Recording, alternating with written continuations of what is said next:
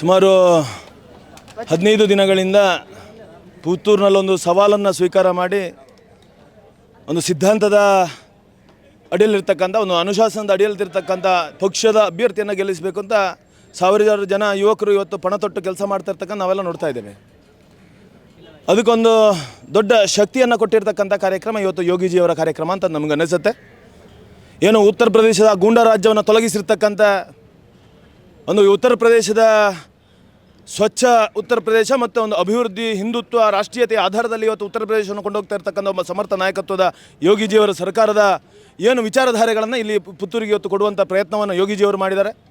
ಖಂಡಿತವಾಗಿ ನಮಗೆ ವಿಶ್ವಾಸ ಇದೆ, ಇವತ್ತಿನ ಈ ಯೋಗಿಜಿಯವರ ಪುತ್ತೂರಿನ ಕಾರ್ಯಕ್ರಮ ಇಡೀ ಪುತ್ತೂರು ಒಂದು ರೀತಿಯ ಇಡೀ ನಮ್ಮ ಮತದಾರ ಬಂಧುಗಳು ಹುಮ್ಮಸ್ಸನ್ನು ಅವರ ವಿಚಾರಧಾರೆಗಳನ್ನು ತಿಳ್ಕೊಂಡು ದಿನ ಚುನಾವಣೆ ದಿನ 10ನೇ ತಾರೀಕಿಗೆ ಅದು ಭಾರತೀಯ ಜನತಾ ಪಾರ್ಟಿಯ ಚಿಹ್ನೆಗೆ ಮತವನ್ನು ಕೊಡುವುದರ ಮುಖಾಂತರ 100ಕ್ಕೆ 100 ಇಲ್ಲಿ ಪುತ್ತೂರಿನ ಮತದಾರರು ಭಾರತೀಯ ಜನತಾ ಪಾರ್ಟಿಯ ಆಶಾಕನವರನ್ನು ಗೆಲ್ಲಿಸಿಕೊಡ್ತಾರೆ ಅಂತ ಹೇಳುವಂಥ ವಿಶ್ವಾಸ ಇದೆ.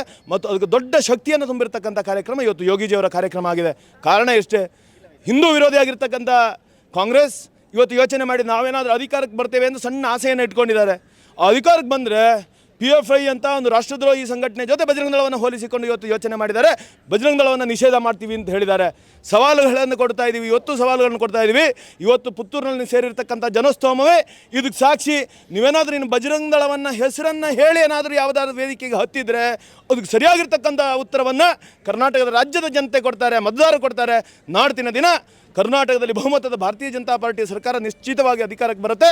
ಅದಕ್ಕೆ ಪುತ್ತೂರಿಗೆ ಒಂದು ಶಕ್ತಿಯನ್ನು ತುಂಬುವಂಥ ಕೆಲಸ ಇವತ್ತು ಮಲಿಂಗೇಶ್ವರನ ಅನುಗ್ರಹದಿಂದ, ಆ ಮಲಿಂಗೇಶ್ವರನ ಸೀಮಾಧಿಪತಿಯಾಗಿರ್ತಕ್ಕಂಥ ಮಲಿಂಗೇಶ್ವರನ ಕ್ಷೇತ್ರದಿಂದ ಆಗಿದೆ. ಆ ಸಂದೇಶ ಇಲ್ಲಿಂದಲೇ ಆರಂಭ ಆಗುತ್ತೆ ಅಂತ ಹೇಳಿ ಭಾಳ ಸಂತೋಷ ಪಡ್ತಾ ಇದೆ. ಜೈ ಶ್ರೀರಾಮ್. ಅದಕ್ಕೆ ಬ್ರೇಕ್ ಹಾಕೋದಕ್ಕೆ ಮೋದಿ ಯೋಗಿ ಅಂತ ನಾಯಕರನ್ನು ಇಲ್ಲಿಗೆ ಕರೆಸಲಾಗ್ತಾ ಇದೆ ಅಂತ ಆರೋಪ. ನೋಡಿ, ಯಾರ ವರ್ಚಸ್ಸು ಅಥವಾ ಇನ್ನೊಬ್ಬನ ಎದುರಾಳಿಗಳ ನಮಗೆ ಲೆಕ್ಕಕ್ಕೆ ಇಲ್ಲ. ಯಾರೋ ಇನ್ನೊಬ್ಬನ ವರ್ಚಸ್ಸನ್ನು ಲೆಕ್ಕ ಹಾಕಲಿಕ್ಕೋಸ್ಕರ, ತಾಳೆ ಹಾಕಲಿಕ್ಕೋಸ್ಕರ ನಮ್ಮ ಇವತ್ತು ಪ್ರಚಾರ ಸಭೆಗೆ ಇವತ್ತು ಯೋಗಿಜಿಯವರನ್ನು ಬಂದಿರಲಿಲ್ಲ. ನಮಗೊಂದು ಭಾಗ್ಯ, ಯೋಗಿಜಿಯವ್ರನ್ನ ಹತ್ತಿರದಿಂದ ನೋಡುವಂಥ, ಅವರ ಮಾತುಗಳನ್ನು ಹತ್ತಿರದಿಂದ ಕೇಳುವಂಥ, ಇಲ್ಲಿ ಅಯೋಧ್ಯೆಯಲ್ಲಿ ಮಂದಿರ ನಿರ್ಮಾಣ ದೊಡ್ಡದಾಗಿರ್ತಕ್ಕಂಥ ಜವಾಬ್ದಾರಿಯನ್ನು ಹೊತ್ತಿರ್ತಕ್ಕಂಥ ಯೋಗಿ ಆದಿತ್ಯನಾಥ್ಜಿಯವರು ನಮ್ಮ ಜೊತೆ ಬಂದು ಇವತ್ತು ಸಂವಾದವನ್ನು ಮಾಡಿದ್ದಾರೆ, ನಮ್ಮ ಜೊತೆ ಹಂಚಿಕೊಂಡಿದ್ದಾರೆ ವಿಚಾರವನ್ನು. ಇದು ಯಾವುದೇ ಎದುರಾಳಿಗಳಿಗೋಸ್ಕರ ಮಾಡಿರ್ತಕ್ಕಂಥದ್ದಲ್ಲ. ಪುತ್ತೂರಿನ ಮಹಾಜನತೆ ಯಾಕೋಸ್ಕರ ಇವತ್ತು BJPಯನ್ನು ಆರಿಸಬೇಕು ಅಂತ ಹೇಳೋದನ್ನು ವಿಚಾರವನ್ನು ತಿಳಿಸೋದಕ್ಕೋಸ್ಕರ ಅವರನ್ನು ಇಲ್ಲಿ ಭಾಷಣಕ್ಕೆ ಬರೆಸಿದ್ದು ಅಂತ ಹೇಳೋದು ಸ್ಪಷ್ಟ. ದೇಶ ಬದಲಾಗಬೇಕಾದರೆ ಜನರ ಚಿಂತನೆ ವಿಚಾರ ಬದಲಾಗಲೇಬೇಕು.